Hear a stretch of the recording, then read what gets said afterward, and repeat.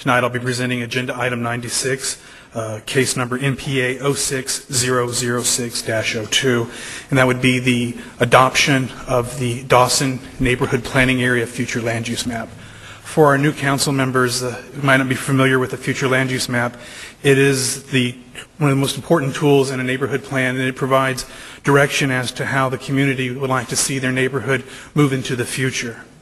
In the case with the Dawson Neighborhood Plan, the northern boundary is Old Torf, the eastern boundary is South Congress Avenue, the south boundary is Ben White Boulevard, and the western boundary is South First Street. Back in 1998, the Dawson Neighborhood Plan was the first plan adopted by the City Council. At that time, there was not a future land use map adopted because the thinking was we didn't know how important it would be in relation to the plans would be in later years. Now that the future land use map, or FLUM, has become a very integral part of the neighborhood plan. In 2001, December, there was an area-wide rezoning to implement the intent of the neighborhood plan, and the map that you have in your backup, labeled A, B, and C, are very reflective of the zoning case that occurred at that time. I'll walk you through real quickly the general land use concepts that are being illustrated here in the map. Along Congress Avenue, the neighborhood desired to see mixed-use development as would be appropriate along a major arterial such as South Congress. Ben White Boulevard was not addressed at the time due to, I think it had to do with the fact that certain infill tools had not been adopted yet. The South First Street, the primary land use, is again mixed use with a smattering of multifamily and several large civic uses, which are the blue color, one being a church, Dawson Elementary School, as well as the South Austin Neighborhood and Health Center close to the intersection of Old Torf and South First Street. The interior of the neighborhood, the yellow color, is primarily single family, and the neighborhood wanted to preserve the interior core of the neighborhood. Hence, on this map, it is illustrated as yellow.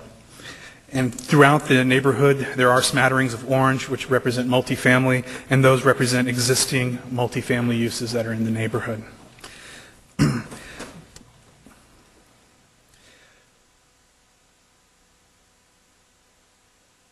So for the 6 years after the plan was adopted, no real heavy zoning activity occurred there until quite recently. A zoning case, that is item 97 on tonight's agenda, on Post Road occurred, and it spoke to the necessity that we need to implement a land use map here in order to create a very clear direction. Currently, the text of the map was all that we had to guide, and that could be interpreted by different people in different ways. So having a more concrete roadmap for future development, we decided to implement the future land use map. The map that you see in front of you is on June 13th of this year, there was a City Planning Commission meeting where they heard this case. At that meeting, planning commissioners voted to take out two areas, and that's illustrated on this map. That would be the single-family property located along Old Torf Street, as well as the very southern boundary, that white area that's basically the frontage along Ben White and a little bit to the southeast quadrant of the planning area. The neighborhood was in opposition to this, wishing to see the plan, the map that was here before, that represents the zoning case in 2001 to be brought forward. If you can show me map number, it's this map B, which leaves intact the yellow, the single family that's currently along Old Torf, and on the south end, it did not address the single-family lots that were fronting on Ben White before it was turned into a major highway.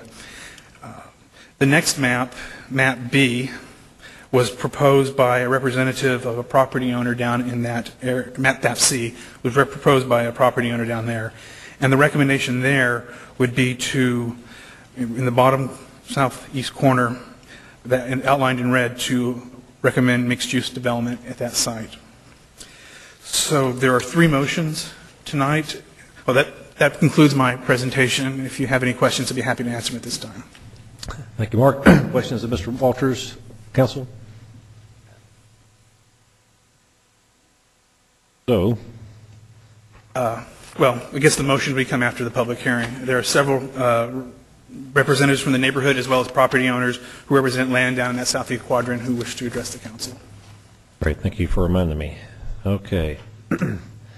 So, Council, without objection, then we'll go to our public hearing regarding item number 96.